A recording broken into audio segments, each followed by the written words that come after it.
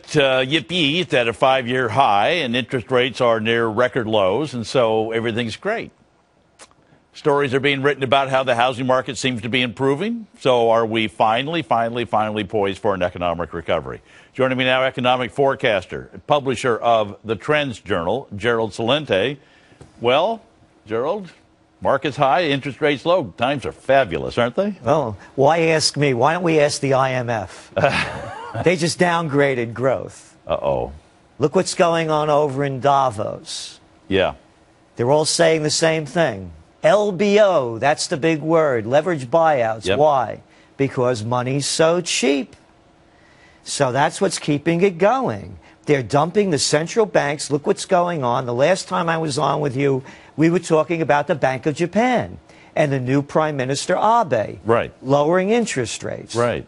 It's forcing the Bank of Japan to keep printing more money, more money. Yes. That's the only thing that's keeping this alive, is all of the cheap money flowing in, record low interest rates. But we know, you don't have to be an economist to know that it's all kind of monopoly money. It's all fiat currency, whether it's Europe or Japan. And I saw that, too, this past week about how Japan's going to ramp up the printing presses. And I thought, is there a currency anywhere that you can count on? They're debasing it in front of our eyes. This is an experiment that's happening in front of our eyes like we've never seen before. You could make up a name for it. You could call it QE2 or QE3. You could call it, how about this one, LTHRO, long-time refinancing operation. How about OMT, ongoing monetary transactions? How about dumping a lot of dough into the system to keep it alive? All right, but here's the other part of it.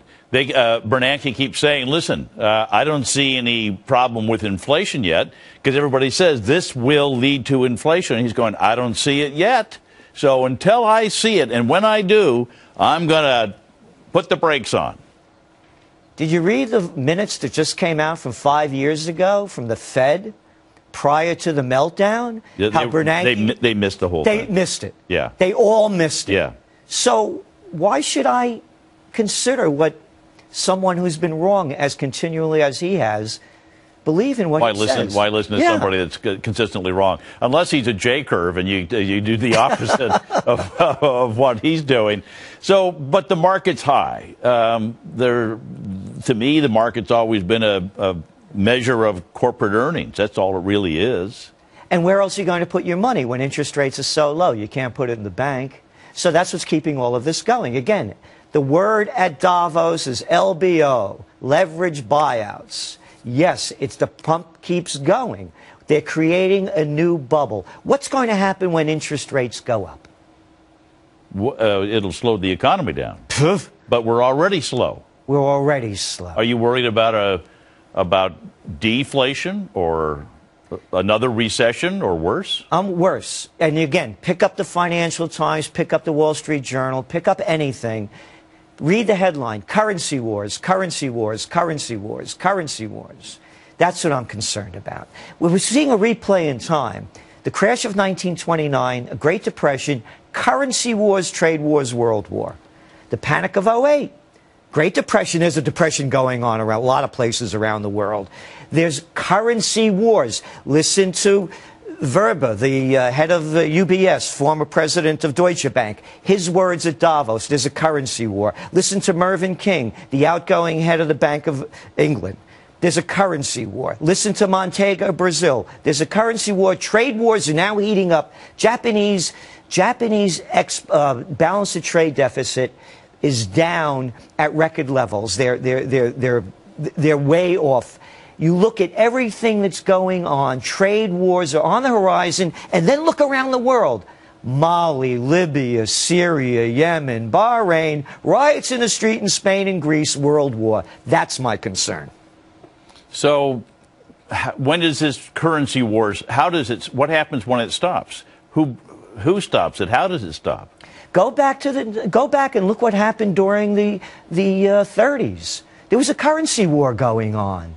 You had the people in Japan, they were lowering interest rates, and that devalues your currency. That means you're able to export. I'm right there with you, Gerald. It's fantasy currency in my book. Exactly. So when reality hits, who knows when, But what will happen? Again, what I'm concerned about is world war. Look how they're ramping up now to go into North Africa. Yeah. The AFRICOM group has U.S. troops in 35 countries. They just failed in Afghanistan. They failed in Iraq. I mean, anybody could call it what it wants. I'm a political atheist. I don't tell people what to believe. This is just the way I see it, so I don't say, think for yourself. Now they're going to win over there. They destabilized Libya. You heard Secretary of State Clinton saying recently at the hearing what a disaster it's become in Libya. Who caused it? Libya didn't invade itself. It was a humanitarian mission. Great job. Everything they do, they fail at. Not only war, education. How about health care? How about the war on drugs? And now we just saw the Fed minutes came out. They came out on a Friday night. They reported on Saturday, the least reported day of news. When anybody's always paying attention, they failed. Every one of the Fed people failed. So what are you doing with your money? I still buy gold. And and again, I don't give advice, this is what I do, as you asked me. And I've been buying real estate, and I haven't bought real estate before. I'm up there in Colonial Kingston, about 2 hours from here, and I've been buying historic buildings because I'm getting loans so cheaply. And I know they're debasing the currency, so I'm going to even pay it back with cheaper money. So you're using non-monetary assets. You're going non-monetary, in other words. Non-monetary, hard assets. Yeah, something you can put your hand on. And again, look at real estate right now. Look at the shortage of inventory. It's down to 11-year lows. Why? Because of low interest rates. Gerald Celente, always great to talk to you. Thank you so much.